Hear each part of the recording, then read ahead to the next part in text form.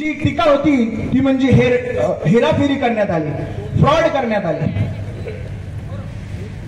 आयोगाच्या 2023 मार्च मध्ये आलेल्या निकालाप्रमाणे ईव्हीएम मशीनला कुठल्याही पद्धतीची यांत्रिक म्हणजेच वायफाय, ब्लूटूथ किंवा कोणत्याही प्रकारचं कनेक्शन देता येत नाही।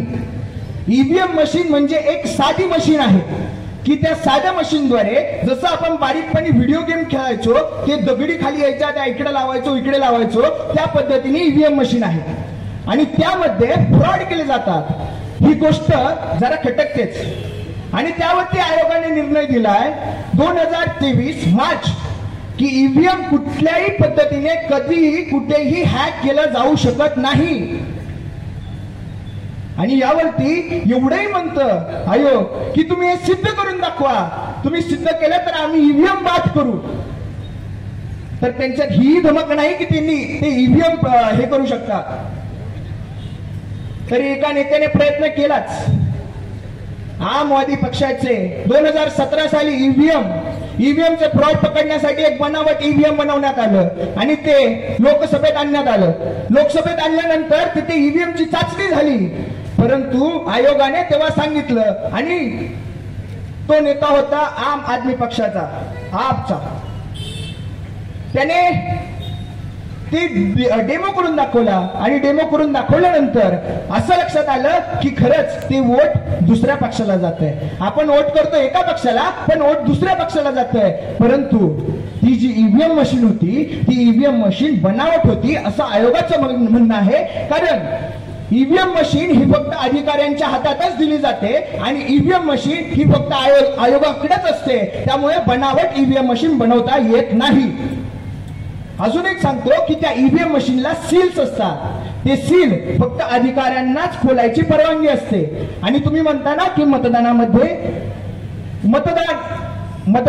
हेराफेरी होते, तर एक सांगतो, तुमच्या नेत्यांवरती, तुमच्या माणसांवरती, तुमच्या मेंबरवरती विश्वास नाही। कारण जेव्हा मतदान करायच्या आधी ते ईव्हीएम मशीन चेक केलं जातं आणि चेक करताना तुमच्या प्रतिनिधींच्या सह्या घेतल्या जातात, तेव्हा तुमचे प्रतिनिधी झोपेत असतात का? तेव्हा तुमचे प्रतिनिधी हे ती ईव्हीएम मशीन चेक करून घेऊ शकत नाहीत? दुसरी बाब, बसता आणि सत्ता नाही आली तर ईव्हीएम वरती नाव उचलता। हे असं झालं की नाचता येईना अंगण वाकडे, म्हणजे नर्तिकेला नाचच येत नाही आणि ती म्हणते की अंगणच वाकडं आहे। पण मित्रांनो, या ईव्हीएमची निर्मिती कुठून झाली, कशामुळे झाली आणि ती भारताचं भविष्य कसे बदलेल? ईव्हीएम का आलं?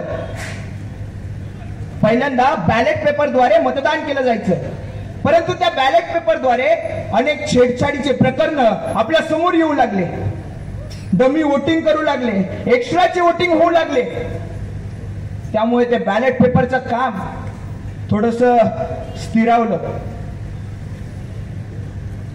त्याचप्रमाणे आपली लोकसंख्या देखील वाढली, त्या बॅलेट पेपर पुरवण्याची यंत्रणा सुद्धा आपल्याला कमी पडू लागली, त्यामुळे बॅलेट पेपर थोडे कमी करून भारत सरकारने आपल्या समोर ईव्हीएम मशीन ठेवली।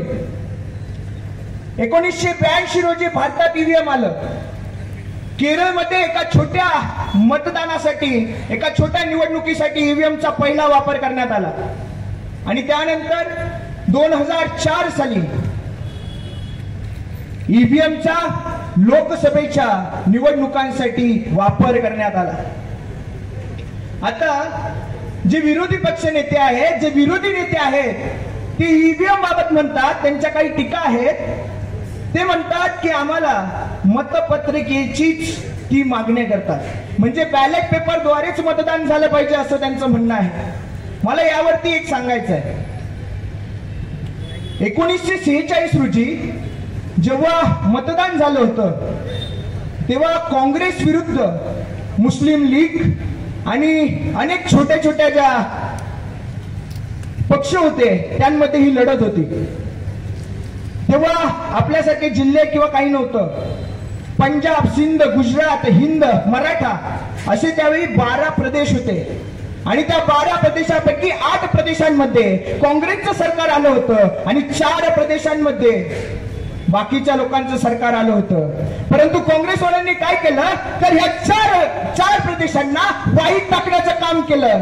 आता तुम्हीच विचार करा की बॅलेट पेपरद्वारे मतदान करायचंय की ईव्हीएम द्वारे, भारताला फोडायचंय की जोडायचंय. आपल्याला जोडण्याचं काम करायचंय आणि परिषदेचे कार्यकर्ते छात्र नेते म्हणून आपल्याला देशाला संघटित करायचं काम करायचंय.